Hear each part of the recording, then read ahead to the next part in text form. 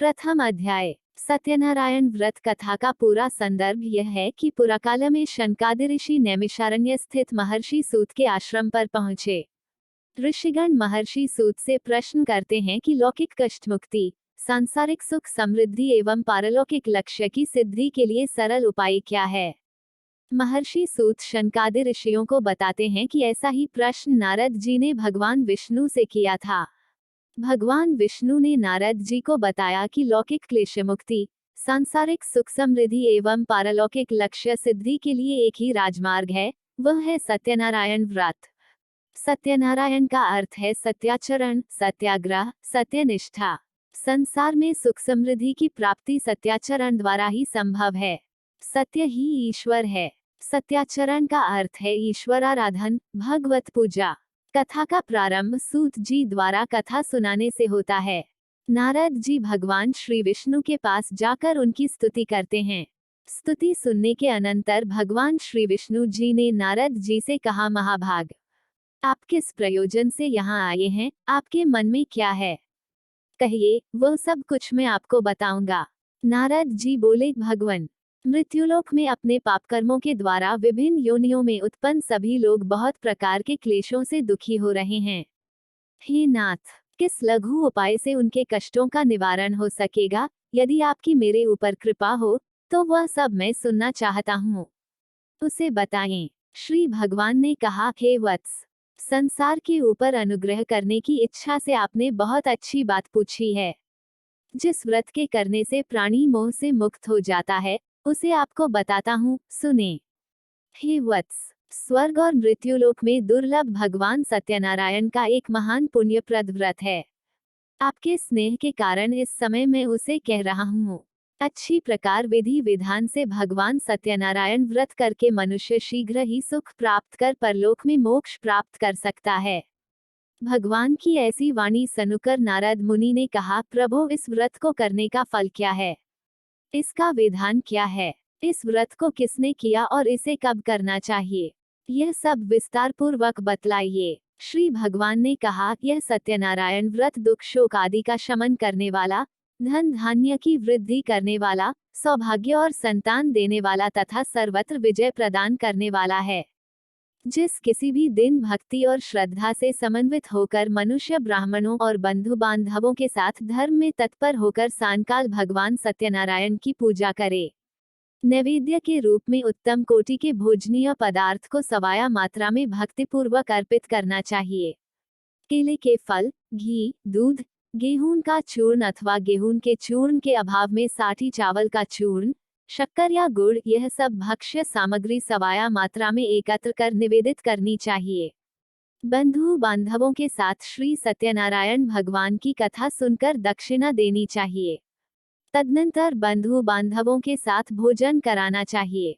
भक्तिपूर्वक प्रसाद ग्रहण करके नृत्य गीत आदि का आयोजन करना चाहिए। तदनंतर भगवान सत्यनारायण का स्मरण करते हुए अपने घर जाना चाहिए। ऐसा करने से मनुष्यों की अभिलाषा अवश्य पूर्ण होती है। विशेष रूप से कलियुग में पृथ्वीलोक में यह सबसे छोटा सा उपाय है। दूसरा अध्याय संपादित करें। श्री सूत जी बोले, हे द्विजों, अब मैं पुनः पूर्व काल में जिसने इस सत्यनारायण व्रत को किया था, उसे भली भांति विस्तार पूर्वक कहूंगा। रमणीय काशी नामक नगर में कोई अत्यंत निर्धन ब्राह्मण रहता था। भूख और प्यास से व्याकुल होकर वह प्रतिदिन पृथ्वी पर भटकता रहता था। भगवान ने उस दुखी को देखकर वृद्ध का रूप धारण करके उस द्विज से आदरपूर्वक पूछा, हे, प्रतिदिन अत्यंत दुखी होकर तुम किस लिए पृथ्वी पर भ्रमण करते रहते हो? हे द्विज श्रेष्ठ, यह सब बतलाओ, मैं सुनना चाहता हूँ। बोला, प्रभो, मैं अत्यंत दरिद्र हूँ और भिक्षा के लिए ही पृथ्वी पर घूमा करता हूँ। यदि मेरी इस दरिद्रता को दूर करने का आप कोई उपाय जानते हो तो कृपापूर्वक बतलाइए। वृद्ध बोला, हे देव, सत्यनारायण भगवान विष्णु अभीष्ट फल को देने वाले हैं। हे विप्र, तुम उनका उत्तम व्रत करो, जिसे करने से मनुष्य सभी दुखों से मुक्त हो जाता है। व्रत के विधान को भी यत्नपूर्वक कहकर वृद्ध रूपधारी भगवान विष्णु वहीं पर अंतर्धान हो गए। वृद्ध ने जैसा कहा है, उस व्रत को अच्छी प्रकार से वैसे ही करूंगा, यह सोचते हुए उसको रात में नींद नहीं आई। अगले दिन प्रातःकाल उठकर सत्यनारायण का व्रत करूंगा ऐसा संकल्प करके वह भिक्षा के लिए चल पड़ा। उस दिन भिक्षा में बहुत सा धन प्राप्त हुआ। उसी धन से उसने बंधु बांधवों के साथ भगवान सत्यनारायण का व्रत किया।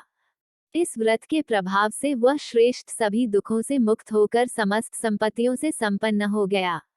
उस दिन से लेकर प्रत्येक महीने उसने यह व्रत किया। इस प्रकार भगवान सत्यनारायण के इस व्रत को करके वह श्रेष्ठ सभी पापों से मुक्त हो गया और उसने दुर्लभ मोक्ष पद को प्राप्त किया।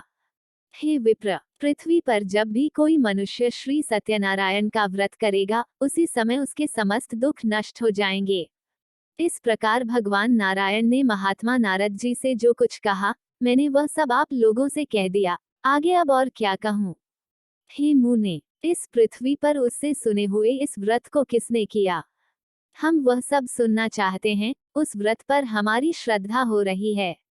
श्री सूत जी बोले, मुनियों, पृथ्वी पर जिसने यह व्रत किया, उसे आप लोग सुने।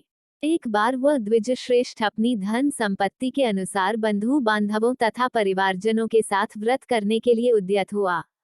इसी बीच एक लकड़हारा वहां आया और लकड़ी बाहर रखकर उस ब्राह्मण के घर गया। प्यास से व्याकुल वह उसको व्रत करता हुआ देख प्रणाम करके उससे बोला, प्रभो, आप यह क्या कर रहे हैं? इसके करने से किस फल की प्राप्ति होती है? विस्तार पूर्वक मुझसे कहिए। विप्र ने कहा, यह सत्यनारायण का व्रत है, जो सभी मनोरथों को प्रदान करने वाला है। उसी के प्रभाव से मुझे यह सब महान धन धान्य आदि प्राप्त हुआ है। जल पीकर तथा प्रसाद ग्रहण करके वह नगर चला गया। सत्यनारायण देव के लिए मन से ऐसा सोचने लगा कि आज लकड़ी बेचने से जो धन प्राप्त होगा, उसी धन से भगवान सत्यनारायण का श्रेष्ठ व्रत करूंगा। इस प्रकार मन से चिंतन करता हुआ लकड़ी को मस्तक पर रखकर उस सुंदर नगर में गया, जहां धन संपन्न लोग रहते थे। उस दिन उसने लकड़ी का दुगुना मूल्य प्राप्त किया। इसके बाद प्रसन्न हृदय होकर वह पके हुए केले का फल, शर्करा, घी, दूध और गेहूं का चूर्ण सवाया मात्रा में लेकर अपने घर आया। तत्पश्चात उसने अपने बांधवों को बुलाकर विधि विधान से भगवान श्री सत्यनारायण का व्रत किया। उस व्रत के प्रभाव से वह धन पुत्र से संपन्न हो गया और इस लोक में अनेक सुखों का उपभोग कर अंत में सत्यपुरा अर्थात बैकुंठलोक चला गया। गई और उनके घर में सारा का सारा जो धन था, वह चोर ने चुरा लिया। लीलावती शारीरिक तथा मानसिक पीड़ाओं से युक्त, भूख और प्यास से दुखी हो अन्न की चिंता से दर दर भटकने लगी। कलावती कन्या भी भोजन के लिए इधर उधर प्रतिदिन घूमने लगी। एक दिन भूख से पीड़ित कलावती एक के घर गई। वहां जाकर उसने श्री सत्यनारायण के व्रत पूजन को देखा। वहां बैठकर उसने कथा सुनी और वरदान मांगा। उसके बाद प्रसाद ग्रहण करके वह कुछ रात होने पर घर गई। माता ने कलावती कन्या से प्रेम पूर्वक पूछा, पुत्री, रात में तू कहाँ रुक गई थी? तुम्हारे मन में क्या है? कलावती कन्या ने तुरंत माता से कहा, माँ, मैंने एक घर में मनोरथ प्रदान करने वाला व्रत देखा है। कन्या की उस बात को सुनकर वह वणिक की भार्या व्रत करने को उद्यत हुई और प्रसन्न मन से उस साध्वी ने बंधु बांधवों के साथ भगवान श्री सत्यनारायण का व्रत किया तथा इस प्रकार प्रार्थना की, भगवान, आप हमारे पति एवं जामाता के अपराध को क्षमा करें। वे दोनों अपने घर शीघ्र आ जाएं। इस व्रत से भगवान सत्यनारायण पुनः संतुष्ट हो गए तथा उन्होंने नृपश्रेष्ठ चंद्रकेतु को स्वप्न दिखाया और स्वप्न में कहा, नृपश्रेष्ठ, प्रातःकाल दोनों वणिकों को छोड़ दो और वह सारा धन भी दे दो जो तुमने उनसे इस समय ले लिया है, अन्यथा राज्य, धन एवं पुत्र सहित तुम्हारा सर्वनाश कर दूंगा। राजा से स्वप्न में ऐसा कहकर भगवान सत्यनारायण अंतर्धान हो गए। इसके बाद प्रातःकाल राजा ने अपने सभासदों के साथ सभा में बैठकर अपना स्वप्न लोगों को बताया और कहा, दोनों बंदी वणिक पुत्रों को शीघ्र ही मुक्त कर दो। राजा की ऐसी बात सुनकर वे राजपुरुष दोनों महाजनों को बंधन मुक्त करके राजा के सामने लाकर विनयपूर्वक बोले, महाराज, बेड़ी बंधन से मुक्त करके दोनों वणिक पुत्र लाए गए हैं। इसके बाद दोनों महाजन नृपश्रेष्ठ चंद्रकेतु को प्रणाम करके अपने पूर्व वृतांत का स्मरण करते हुए भयविह्वल हो गए और कुछ बोल न सके। राजा ने वणिक पुत्रों को देखकर आदरपूर्वक कहा, आप लोगों को प्रारब्धवश महान दुख प्राप्त हुआ है। इस समय अब कोई भय नहीं है, ऐसा कहकर उनकी बेड़ी खुलवाकर क्षौकम आदि कराया। राजा ने वस्त्र अलंकार देकर उन दोनों वणिक पुत्रों को संतुष्ट किया तथा सामने बुलाकर वाणी द्वारा अत्यधिक आनंदित किया। पहले जो धन लिया था उसे दूना करके दिया। उसके बाद राजा ने पुनः उनसे कहा, साधो, अब आप अपने घर को जाएं। राजा को प्रणाम करके, आपकी कृपा से हम जा रहे हैं, ऐसा कहकर उन दोनों महावैश्यों ने अपने घर की ओर प्रस्थान किया। सत्यदेव की माया से मोहित हो गए हैं। अपनी धन शक्ति के अनुसार मैं भगवान श्री सत्यनारायण की पूजा करूंगा। सभी को बुलाकर इस प्रकार कहकर उसने अपने मन की इच्छा प्रकट की और बारंबार भगवान सत्यदेव को दंडवत प्रणाम किया। इससे दीनों के परिपालक भगवान सत्यदेव प्रसन्न हो गए। भक्तवत्सल भगवान ने कृपापूर्वक कहा, तुम्हारी कन्या प्रसाद छोड़कर अपने पति को देखने चली आई है, निश्चय ही इसी कारण उसका पति अदृश्य हो गया है। यदि घर जाकर प्रसाद ग्रहण करके वह पुनः आए तो हे साधु बनिया, तुम्हारी पुत्री पति को प्राप्त करेगी, इसमें संशय नहीं।